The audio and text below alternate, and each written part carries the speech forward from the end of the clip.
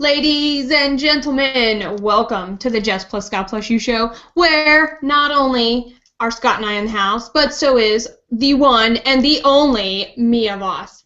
We are going to hear from her in just a minute. First, I was telling Scott a lot of different stories today. We actually had a chance to talk a couple of different ways, and I was telling him this story. And the first one, talk about selfishness and dreams. I'm going to put my hot chocolate down there.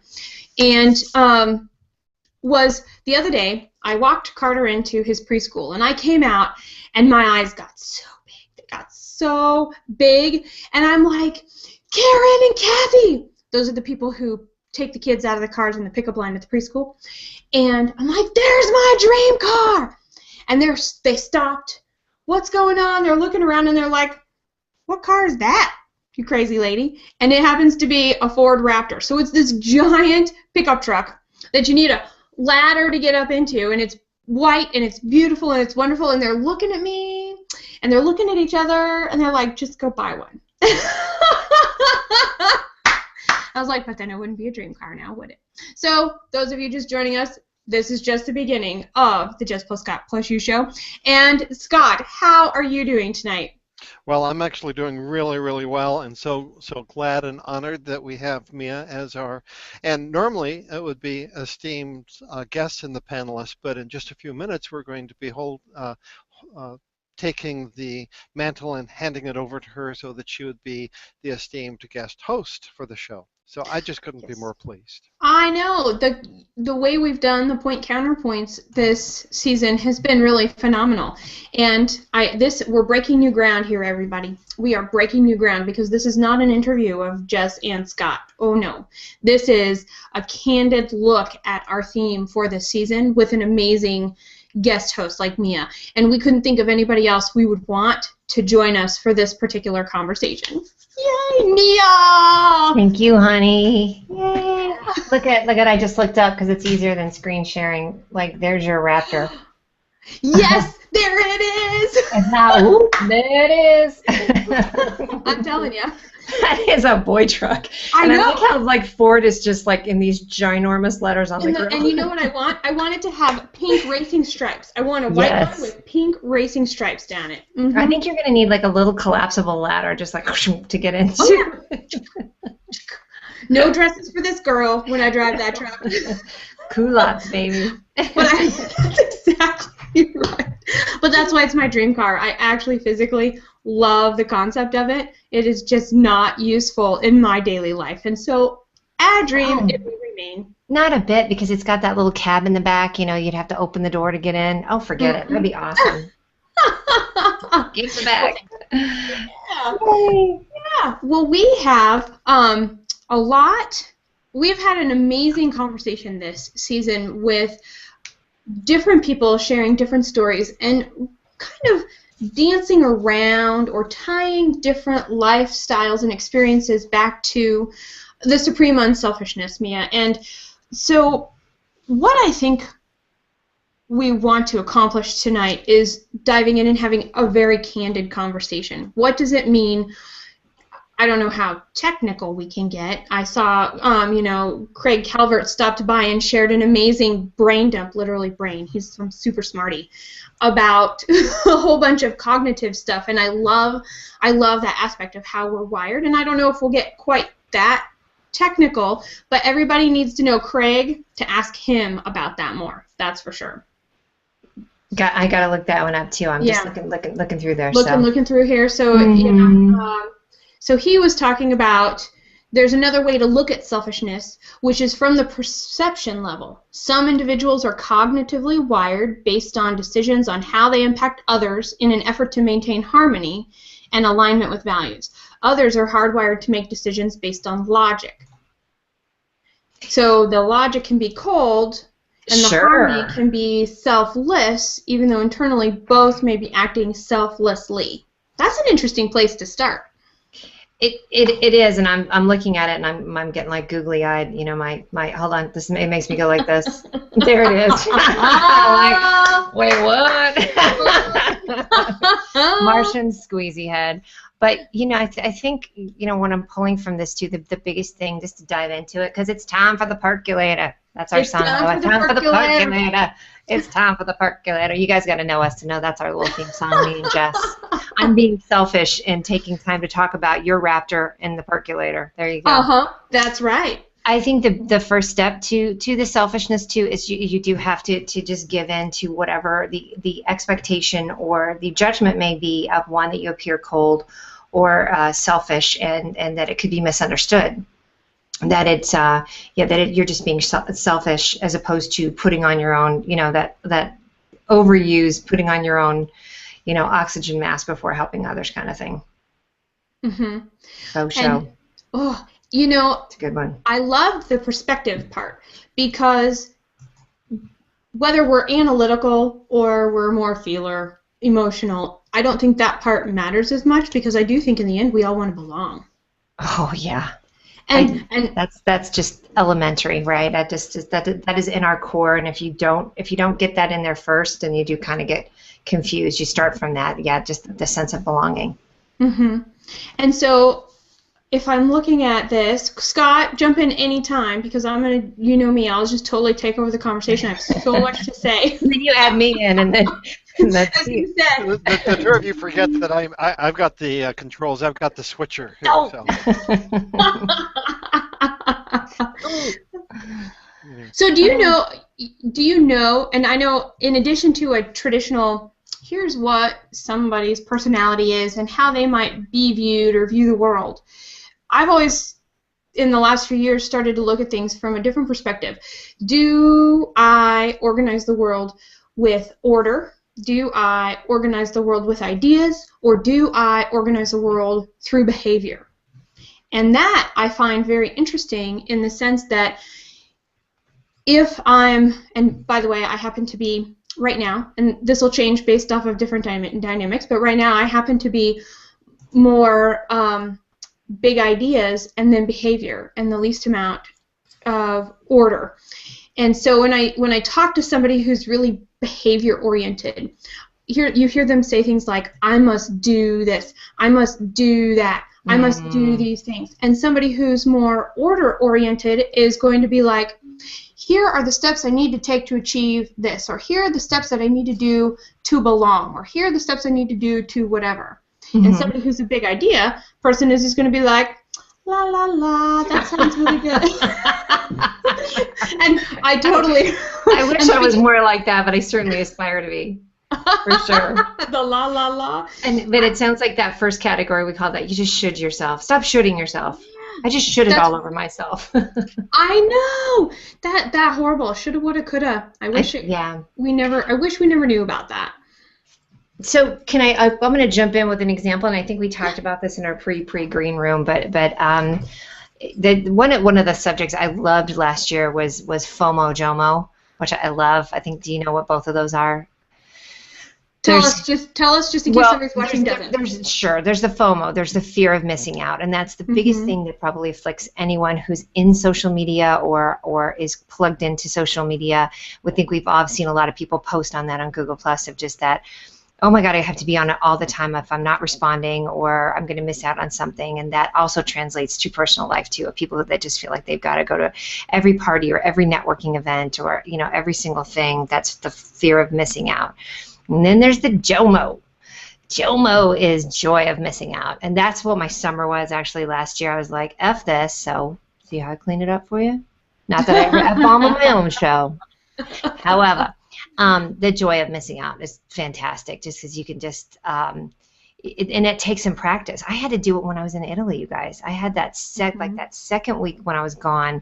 I'd been in New York, and these are all uptown problems. I realize this, so let me couch it with that. Really? Because it's your second week in Italy? Why don't you shut your face? Right. But I went through this thing of like, I really should be posting all the time, or I really should be, and then I just had to balance that. Of course, it was somewhat God, I can't even think of the word. All of my sponsors, but then I also had a balance of like, you just don't realize you're in this wonderful place and all these dreams come true, and you still have these things follow you like all the way across the ocean of like shooting. And I was like, son of a. Yeah. So Yeah, I got Joe mode, and it was pretty good. Once I got past that first couple of days, that was pretty good. So it is a little bit of a withdrawal to find the joy in being. Yeah, I mean, you're Just literally like, this is like movie quality stuff, and I'm over there like, oh, maybe I should be, and I'm like, shut up about Instagram. Right. Shut the hell up about posting. Just be there, post later, and you know, I've talked to a couple friends about that. It was interesting to just stay present. So part of staying present then would be boundaries, and that's what I heard. The joy of missing out is a little bit of a boundary of, okay, whoop, I don't have to go through that. Here's my JOMO. Joy of missing out on not drinking my wine. Hey. Yeah. So the way I understand it in my own mind is that there, and I think of it as either developmental or maybe even generational, and that is that there is a time when you really want to be able to fit in and you're insecure and you're empire building and whatnot, but it might be that the older you get, the less you care what other people think about. You know, at the end of the day, you are just about whoever you're going to be. You might just really do some heavy lifting and change, but there's a self-acceptance, and with that comes the joy of, you know, it doesn't matter. I'm going to just put myself out as I am and let the chips fall where they may. And the paradox, and this has been a season of paradoxes, is that as soon as you do that and you're vulnerable and people are, you know, you don't expose everything that's appropriate, but people feel that they're seeing the real you, then they like you better and they're more forgiving, and then you look back and you say, what was I so worried about all along? What was that all about? Oh, when you're in the middle of it, when you're in high school, for example. Yeah. Yeah. And then I'll jump in on that after you, Jess. I was going to say, if people go back and actually feel, what was I missing out on and why didn't I do that? Because I think there's a lot of people that don't get past that. I know I work with a lot of people who they achieve something, but then they're afraid of something else before they actually recognize their success. You know what I love to go back to Scott's point and then loop onto that too. I love this distinction, and I certainly was thinking a lot about that with hitting this, you know, this big age that just seems so old 25 years ago, right? Hitting the big 50. The distinction, I love it that you can be more accepting, but not in that screw everybody else kind of way. That's the big difference is you can be more I don't care, but not I don't care with two fingers, you know. So because that takes a lot of energy to be you know, opposed to everything else as opposed to just being. So whether there's acceptance or whether there's opposition, you're still in the same place of acceptance. So, throws down the mic, walks off the stage. So it's still two fingers, but it's a little bit different. That's so wild. It's a pinky swear. Yeah. That makes sense though, you guys, where you're chill. You're just not. You're not aggravated of like, oh, forget what everybody else is. I'm going to be this way. You're just more like, this is the way it is over in this world. So what age does that go away? Because I look at Carter. He's 4, and he gets into something, and he is so focused, and the whole world could go by, and time basically stands still, and he gets lost in something, and we lose that at some point. At what point in time do we lose that, and what would the steps be to recover some of that? I think it's a loss and then a regaining at a certain age. Definitely. I'm going to tell you guys. I think for me, it initially started in my 30s. I just started to chill out a lot more, and then the 40s were excellent because then you're actually a lot more open to certain stuff. And I mean, it really depends on your background. If you come from a rough childhood, if you come from, you know, not being supported as a kid, which is my background, you know, you really have certain advantages. Some people have certain advantages or disadvantages to having that or holding on to it. So for me, it was in my 30s when I just started to just kind of chill out a little bit, and then not give a shit, and then and not in a bad way, but, you know, sometimes feisty. But then my 40s was really great because it was like, oh gosh, I was so much more tolerant of other things and then didn't care about certain things, and that magic combination is something else because you're more open to things. You're like, oh, well, that's kind of cool. Look at that guy. I don't care that he's not wearing, you know, designer clothes. He's like, he looks cool. He's saying something cool. Oh, he doesn't make a lot of money. I don't care. But then you also are less patient for stuff that's going to steal your joy. Tricky. So it's Very a tricky. rite of passage. I think it is. I think you can get it to it sooner than later. But I think it also is. It's not constant. You just have to constantly keep reclaiming it. Ooh. Wow. Yes, I would. Pull that out of nowhere. Wow. Oh no, that was supposed to be that right then.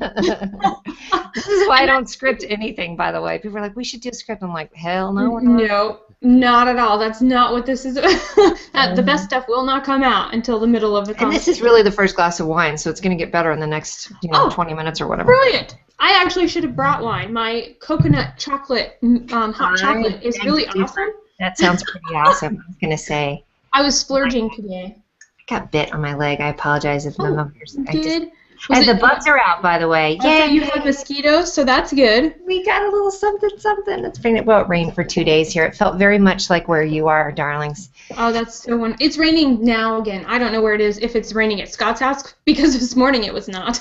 I got all the rain. I love it. You two are so close by. I love it. Well, Jeffrey Dodd was talking about the fact he doesn't think selfishness exists at all. So as a behaviorist, you'll see, thinking like a behaviorist, you'll see that every human action is operating on a context for an outcome. The operant conditioning, for example, doing good and helping, giving charitably are all similar operating contexts. Mm-hmm. For good outcome, like win-win. Oh, and I'll add winfinity to that. I love that. I tell you what, 4E Productions and John O'Neill, awesome. Winfinity. I love that phrase. Winfinity and beyond, right? Yeah, I know. That's exactly what I think of. I love it. Mm-hmm. Although we watch Toy Story a lot in this house. You know, I just watched that this weekend. My friend had his grandkids over, and listen, let's face it, I'm not really a kid person, right? I'm not an anti-kid person, but you got to be a cool kid for me to hang out. These kids charm the pants off me. Let me just tell you, it's a 4-year-old and a 6-year-old, and they just had me, just lead me around by the nose. It was fantastic. So it's Saturday night. I have a ton of stuff to do, and I'm piled on the couch with the 2 yahoos watching Toy Story 3, and it was just so delightful. That's awesome. Well, a little tidbit, when Ryan and I eloped, we bought a kitchen table, and then we went to see Toy Story 2 in the movie theater. That's so romantic. That is cute. What else do you I love that. I love that. Isn't that awesome? Yeah. Oh, honey. Toy Story. So, and Carter's just now seeing it. He hasn't seen the second one or the third one yet. We're just stuck on the first one when he wants to watch a movie. I got teary-eyed. I'm like, look who's crying like an idiot. Oh, I cried. Oh, yeah, especially in the third one, I cried. Mm-hmm. Yeah, it was really good. So anyway, I digress. It's all good. Okay, so context and good outcomes. I have a soapbox around ing words. Just a little. Do you have a little collapsible one? Did Heather Crafter help you make that? Like a little soapbox? Yeah. And then it just you made that in Heather's show. I'm not a fan of ing words. Why? Why? Well, because they imply that something will occur, not that actually something is happening. Oh, I used an ing word there. Or busted. Or has been done. Uh-huh. And so, a lot of, and maybe this is futuristic versus present versus past, I don't know.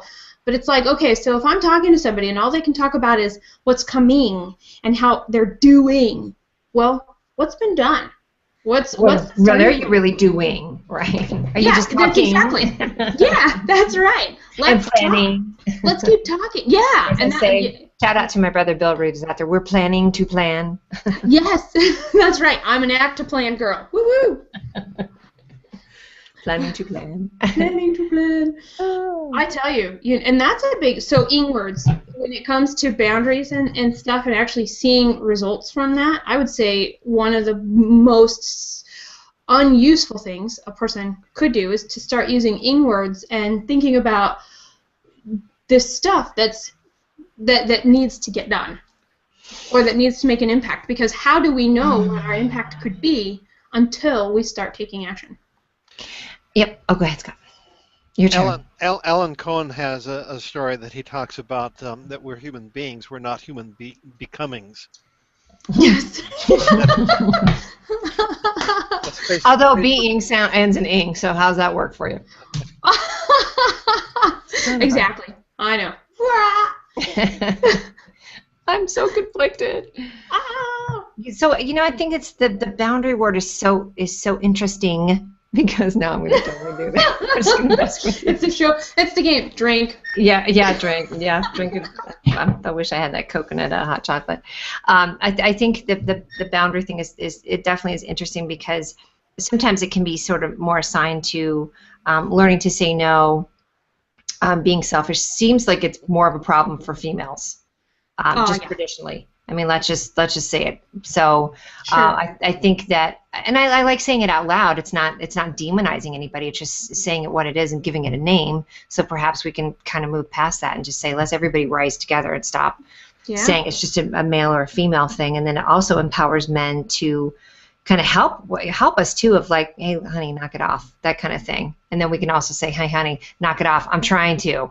Right, just depending on if you're in a relationship or it's a business thing or whatever, but it does seem like it can be more of a malady or a problem for women. But I think everybody probably has that boundary thing just because the world moves so fast. We don't have any. What was it? I just saw this ad, you guys, about and they were kind of giving it a hard time. I was like, now you can be in a conference call in the park, in a state park, in a family reunion or whatever, and they're like, wow, you can't, no excuse now. You can't you can't it was a new program to join GoToMeeting or something, and they're like, wow, you just can't ever get away. So. I have a client who is transitioning with somebody else right now. So I'm learning about somebody else, and we're getting to know each other. And he is taking 3 months of paternity leave in the country he lives in, and it's required by law. Now, how lucky is that? So to have somebody help set those boundaries, because what do? We get in this cycle of, and maybe that goes back to the fear of missing out and the joy versus the joy of missing out. That what's going to happen to me if I take time off? What's going to happen to me if I do that? What if? And it's always the focus on the poor side or the negative side of what if versus the what if I did go? Mm-hmm. Oh, I know there's a little bit of permission in there, and I think you're absolutely right about women, Mia, that we need a little bit of permission sometimes. It's a muscle. I think it's definitely a muscle just to say, and I think we're getting better at it. I think it must be harder as a mom that you get pulled into a lot of obligations. When you have kids, it sounds like that adds an element that I have not dealt with, or of like, you get not only family and friends, but then you get the kids' friends and the expectations, and you should make this many cupcakes or whatever stuff that happens. You're like, no, man, I need to take a break. So, and I know it from deciding to go away for 3.5 weeks, and it was a lot. It was a lot. Boy, did I enjoy it. I thought I was ready by the end of it. Every single thing I wore in Italy is still like on a shelf. Like, you ain't coming out for a while. I'm over you. You and your boots and your sweater and that same thing you wore for 3 weeks. I'm over you. But I was really excited that even by the end of it, except for just I was in a different place every 2 days. But even by the end of it, I was still digging it because I just had given myself permission to just dig right into it and just be like, I'm balls out on this one. Sorry. It's all good. No, that's the way that it absolutely. And there's a feminine power. Sorry, Scott. That I think that we don't relish in, and I actually think that. I'll just say it. I don't think men actually understand the power of, because every once in a while they kind of get a little catty with a woman, and guess what? Anytime you get catty with a woman, what's going to happen? We will out-cat you any day.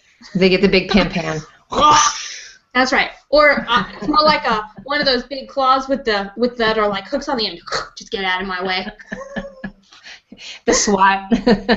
yeah. And I think that's a neat part to think about, though, in relationship to boundaries, and going, it's awesome to be different. We are made uniquely on purpose. Not only the masculine and the feminine, not only personalities, not only modalities, but each of us on our own journey. And nobody's going to walk in our shoes. Nobody is ever going to, we're never going to actually truly walk in anybody else's shoes, because even if it's one experience different, that is what is going to change a perspective. And so how do we know what's selfish for somebody else? We don't. Look at these comments. No, we really don't. And can I give a shout out to, I know my brother George Green, who I was mentioning before, is in the audience, and I can just out this, I'm doing this spirit training, this warrior spirit training with him, and it's pretty interesting of talking about working with building the feminine power, the feminine spirit, the feminine power. And it's not that it's not that in order to build one up, something else is getting dogged down. It really is just that I'm rising to what my feminine power is now, whatever that, that's how it looks for me. I'm personally hoping I become sort of a ninja and just like kick ass everywhere. That's right. Like a roundhouse kick. Yeah, absolutely. That slow motion kind. I totally get it. Oh, yeah. And foot upside the face, that kind of thing. It goes back to the muscle that you were talking about and your decision to want to do that. And I think that's awesome. I have that on my list of things that are my priority, yet it gets no time right now. So it's really not my priority. And every once in a while I have to go back to that and go, okay. And more than that question, is this serving me? Because I think that's a really... Ooh, I love that question. I love that question, but I think a lot of people don't understand it, or they're like, who cares if it serves me or not? It's my obligation. Well, is it? Now, goes back, what if it wasn't? Yeah, and let's pull Brother Scott in here, because speaking of obligation, I think that even though we were talking about it being a feminine thing, I think the obligations for men as breadwinners, as I need to do this much. Like, brother, jump in on that, like how that the flipped shadow side of it for men. Sure. I mean, we have provider genes. Yes. And women have nurturing genes. So I'm going to jump in. I came of age in the 1960s, and that was when flower children, and we thought that we could change the world, and we were all idealistic and whatnot. And for a while, I was thinking, okay, to be enlightened, it means that there's no difference between the genders. We're all the same, and that's what it should be. And so I tried that on, and quite frankly, that's just not the way it is, because there are differences between the genders, but unlike, and someone came up with the analogy, and I really liked it, and I adopted it for my own, and that is that gender identification is like the weather.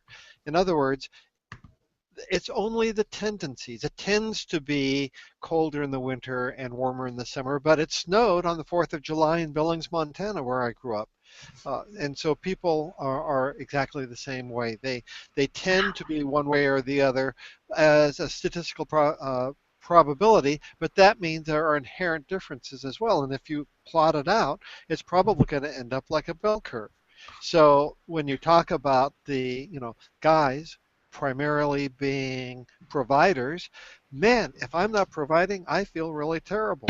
But I find it a little bit more difficult to be nurturing. So that was one of two things I thought I could contribute to the conversation. No, that's actually, boy, I'm so going to borrow that too. That tendency, boy, doesn't that take a lot of onus off of have to be one thing or the other, or a confusion on that. I think the more that we really just embrace the fact that we're not one thing, and embrace the feminine, the masculine is great too. And then I just wrote a blog post the other day about being an outgoing introvert after this networking event that I went to the other day, and I really outed myself because it was a big event that was Joel Comm and Chris Brogan were in town.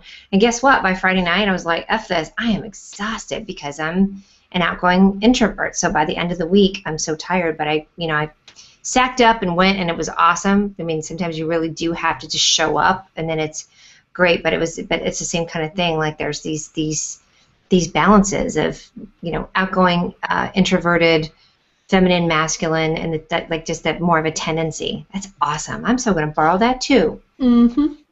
I'm gonna borrow it. All right, you can have it. You can take it and claim it as your own if you like. Scott says. I did, sure. The other is has to do with overpopulation, and the number one contraceptive or the number one way to control overpopulation on the planet? I'm sure that both of you know it, but I'm going to ask it anyway. It sounds like a trick question. Well, I'll go ahead and I'll ask and answer the question. It's educating women, because if you educate women, all of a sudden family size goes down. So okay, wait, hang on. So you're not talking about, you're actually talking about like formal education. I'm talking about, well, I imagine it's formal education. It's going from a state of being ignorant to a state of having knowledge. Ooh, that's a little bit of a tricky comment there, brother. I was going to say, that's why I was like, I got to tell you, I don't know. Let's go back to the first one. Okay. I would say it's education. Ooh, there you go. I would not say it's educating women, because there's some smart-ass women that are still getting knocked up because they've got dumb boyfriends. Yeah, did I say that? I'm sorry. Was that part of the unfreezing process when I spoke out? That was not in the script, Mia. No.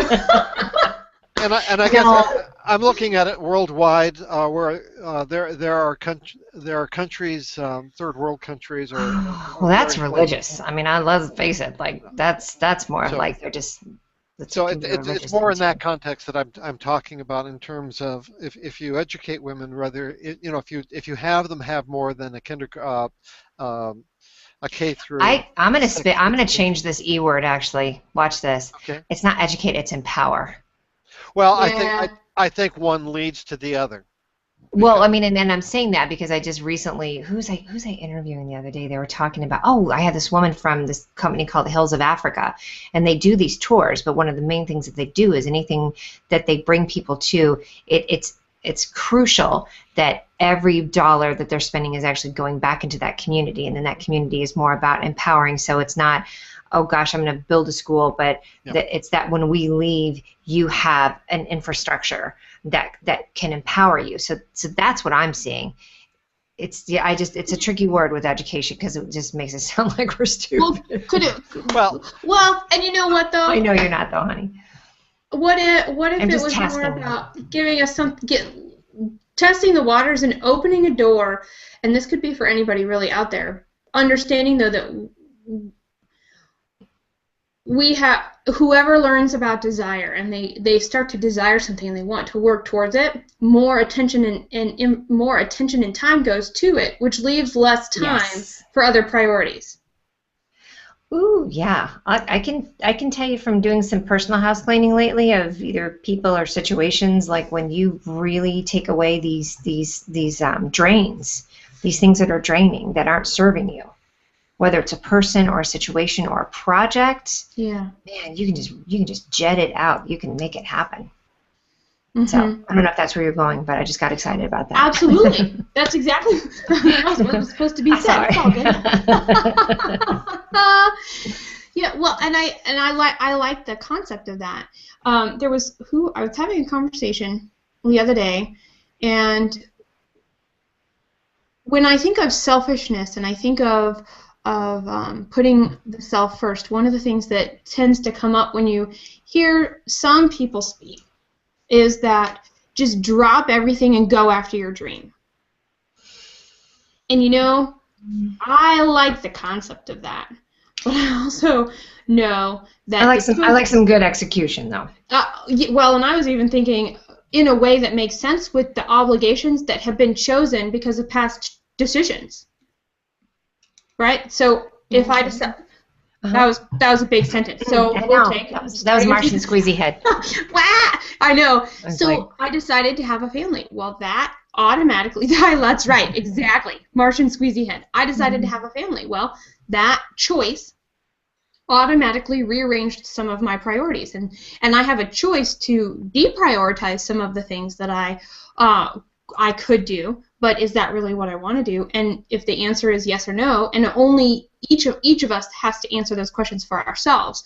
But to drop an obligation that has been accepted to go do something else isn't always possible. So how could we be selfish? How can we be selfish and put ourselves first when we might, and I'm not going to call it baggage, because for some people it might be, but for other people it might be the joy of their life.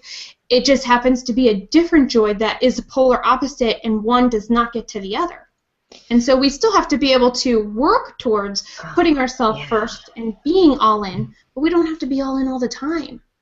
No, and I think, and Scott, I'm sorry if you're jumping in. I'm barreling in on this because I just had a conversation about that. Everyone always has the right to change their mind, and I think that's the toughest thing that people go through is that circumstances change, or they're not feeling it. I think the core thing we're talking about here too is being aligned with yourself. So once you're aligned with yourself and you're making sure you're making decisions not based out of fear or maybe that you didn't take care of stuff, you didn't take care of this over there, and so things changed, and now you want to change the game. That's not really fair, I have to say. So you need to make sure that that you have everything, all your ducks in a row, and that you're truly aligned with what your purpose is. And then everything, I think, can go from there. And then you can make decisions, and that may mean that it's an unpopular one, but you do have the right to change your mind and say, this doesn't serve me anymore. Now, I'm sorry, it's still, get it, girl, raise that roof. I'm sorry it's not serving you anymore, but I think, again, if you're aligned and you can say, like, okay, I know that's going to agitate this person, but I know that I've got all my things lined up, that this is what's right for me, and then it makes it a lot easier to make that decision. It's not easy, though. Has everybody had that thing where they're just dreading, like, oh, I got to tell them that I'm not going to go, or I'm not going to do this, and it sounded like a good idea, and I've had to do that recently with another project, too, so. Well, and I've even had to do that, I'll go real personal. I've had to do that with my family. I'm sorry. I've got to put my family right here first, which means, sorry, family out there, you're going to have to deal with this right now, because I've got to put myself and my family first right now. I've got to. I'm choosing. Yeah. I'm choosing that for whatever decision making I have. Now, and I think that goes into decision making. So we actually need some really good core soft skills to be selfish enough to stand up for ourselves and our priorities, to put ourselves first and to go down the path that we want. And it doesn't have to be this big, like, no, I am woman, hear me roar, like I have to make this big fuss. The best things I've ever seen, and I know you guys can agree with this, is someone who quietly asserts their authority. And they're not explaining, and they're not throwing a fit, and they're not making other people uncomfortable. They're just saying, just like I'm sure with you did. I mean, I love it. I love seeing people who put their family first. And I saw it a lot in Italy with the friends that I stayed with, and then the people that I saw, I was like, dang, that's good looking. I was like, I love that when I just see somebody be like, no, my family's priority. I'm like, that's what makes the world go round. Yeah. So someone once said that at the end of the day you want to be on your deathbed and have no regrets. And maybe there's some people who are like that, but at least to try and minimize your regrets. So that can be a guidance as well. When all is said and done, will this be regretful because I did this, or will I be regretful for in the absence of taking this action that I've decided? Let's have these kind of regrets. Let's have the kind of regret of, oh my God, I never got to Greece because I spent too much time in Italy. Damn. Right? Let's have stuff like that. Like, I never got to this because I was having too much fun with my kids, or, like that. That's the kind of regrets. Like, it was more about just not enough time. Not, oh my gosh, I never stepped out of my comfort zone. So, and one way to be able to do that is to be grounded, to be able to see the big picture, to be wise, and so forth. And you can't do that unless you're selfish. You can't do that unless you take care of yourself. I love it. Physically and mentally, and some would say psychically, and spiritually. All of those sorts of things. So all of a sudden you want to take a 2-week retreat, and you're being selfish for that. Well, is that being selfish, or is that allowing yourself to be on your deathbed 20 years later and say, I'm so glad that I went to Italy. Yeah, and who's saying it's selfish? That's another thing. I know we're wrapping up, but you have to consider the source of where that word selfish came from. Is that someone who's also not taking care of themselves, and they're just jealous? And I don't mean that like in a mean way. Do you know what I mean? Like, you always have to take into consideration the source of where that contention came from that said it's selfish. Is it from you? Is it from outside? Is it from a family member who just hasn't gotten laid? I don't know. Yeah, and literally, even if it's from yourself, check it. That's for you, Scott, because you're waiting to see if I was going to bust out something saucy. Boom, done. Done. Well, but check it, even if it comes from the self. That's right, honey. Is it really? Is it an old voice? Is it, Yeah. you know, right? Something Yeah, you is say it that? is it that critic? I don't know. Some people call them critics. Some people call it egos. Some people call it, who knows, their mother. I don't know. It's whatever that voice is, though. Is it really truly our heart? And when our heart and our mind align, that's when we know we're in the right. And saying no never gets easy. Becomes possible. It gets easier. Gets easier. It gets easier, Jess. It's not easy. I've not gotten better. It hurts every time I have to say no.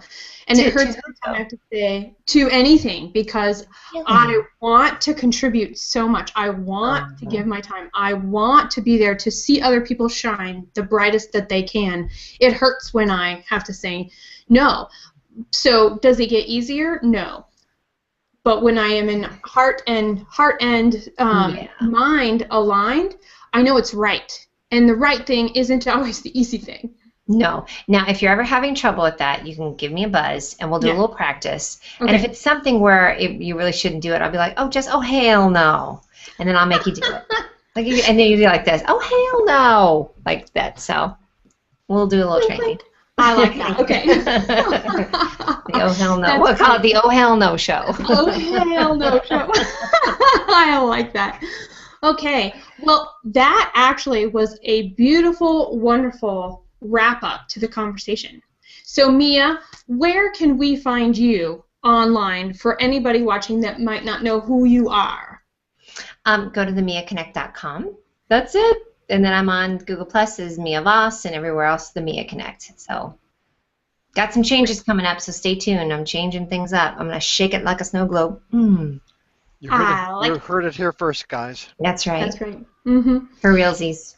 Woohoo! And everybody, you are watching the Jess Plus Scott Plus You Season 2, where we're talking about the supreme unselfishness and putting yourself first. The thoughtful conversations we have with people like Mia, really digging in and exploring this concept of learning and growing together is exactly what we'd like for you to do with the show. Take it out, share it with somebody that can use the information right now.